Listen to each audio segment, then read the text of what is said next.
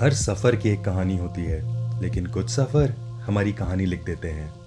लखनऊ से निकले थे उदासी पीछे छोड़कर, उदयपुर के रास्ते हमारी हंसी बढ़ी, पिछला दर्द थोड़ा और कम हुआ। फिर द्वारका, जहाँ समंदर ने अपना आशीर्वाद दिया, सोमनाथ, जहाँ रास्ते ने हमें और मजबूत बना दिया। ये सब पीछे रह गया और आगे अब रात भी हमारी है और ये रोड भी। वेस्टर्न घाट्स की वो हरियाली, उनके बीच से निकलती कहानियों भरी सड़क, बारिश, ट्रैफिक, स्लीपलेस नाइट्स और दोस्तों के साथ वो पागलपन जो कभी रुका नहीं। रास्ते बदलते गए पर जज्बा वही रहा, दूर तक जाना है और मिलकर जाना है, क्योंकि नाइट बिलोंग्स टू अस।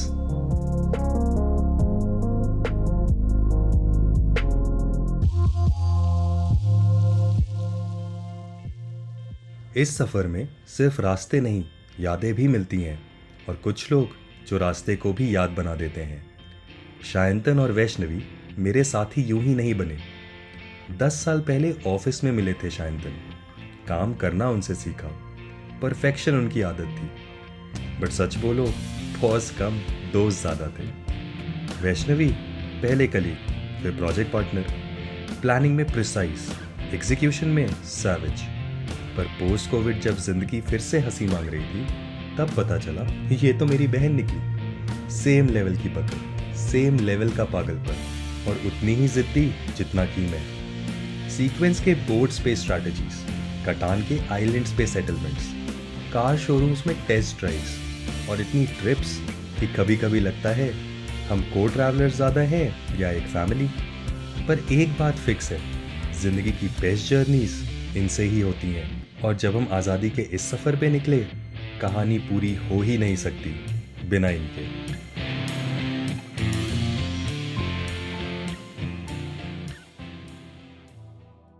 10 अगस्त की सुबह हम 16 घंटे से ज़्यादा रास्ते में, नींद आंखों में, पर हिम्मत स्टिल स्टीयरिंग पे। सफ़र जितना लंबा होता है, यादें उतनी गहरी हो जाती हैं। सोमनाथ के बाद एक छोटी सी नींद, और फिर सुबह 8 बजे फिर से हाईवे का बुलावा। सूरत 330 किलोमीटर, और दोस्तों की फ्लाइट बस 6 घंटे दूर। पैरेलल कहानी बेंगलुरु में, शायंतन एंड वैष्णवी एयरपोर्ट की तरफ, कॉफ़ी उनके हाथ में, एक्साइटमेंट हमारे पैरों में।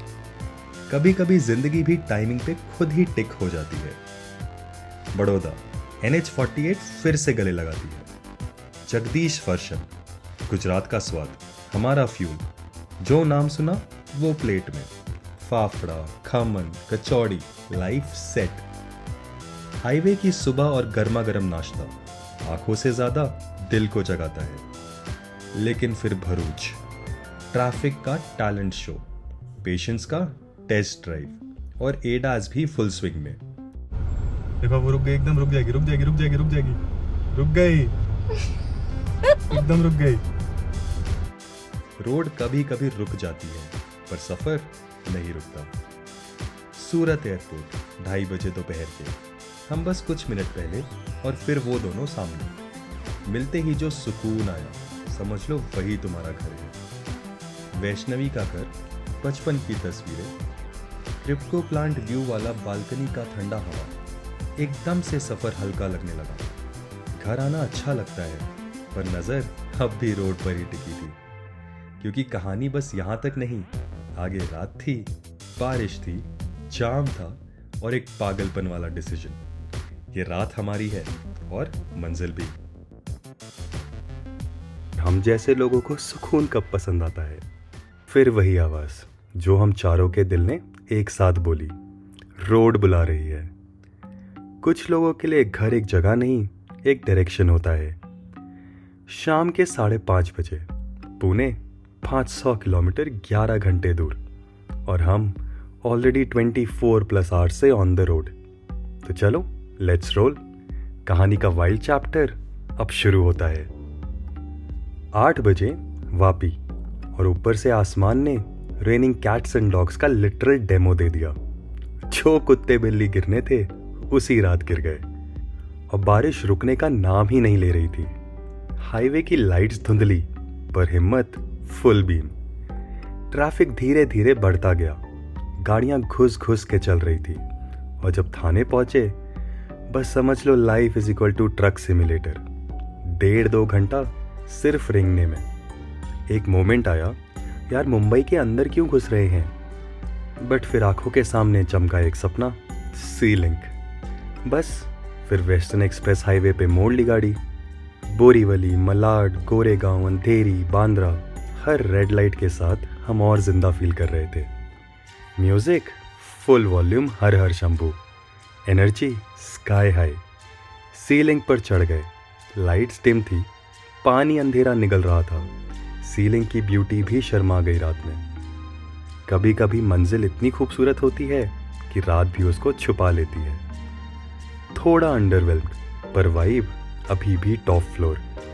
सीलिंग से उतर के एक छोटा सा ब्रेक, डीप ब्रेथ्स, स्ट्रेच और आंखों में एक ही सवाल, अब आगे क्या। सीलिंग के बाद रास्ते बदल गए, शहर पीछे रह गया और हम फिर से हाईवे की गोद में। Pune still 150+ kilometres.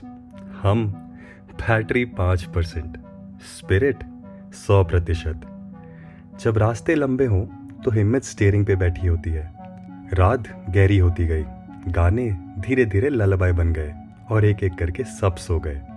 मैं अकेला, बस बारिश का साथ और कभी कभी पासिंग ट्रक की रोशनी। 2-3 बार रोका, थोड़ा स्ट्रेच, थोड़ी सी हवा और फिर वापस रास्ते पे। थकान से ज़्यादा डर होता है रुक जाने का। सुबह के 6:30 बजे पुणे के घर की नीली रंग की बिल्डिंग दिखी और उस मोमेंट गाड़ी नहीं, हम पहुंच गए थे। पिछले 48 घंटों में से 38 घंटे रोड पे, पर शिकायत 0। गुजरात की पावन धरती को पीछे छोड़ा, महाराष्ट्र की महान धरती ने हमें गले लगाया और बीच की हर सांस याद बनकर रह गई। रात हमारी थी और सुबह ने भी ये मान लिया था।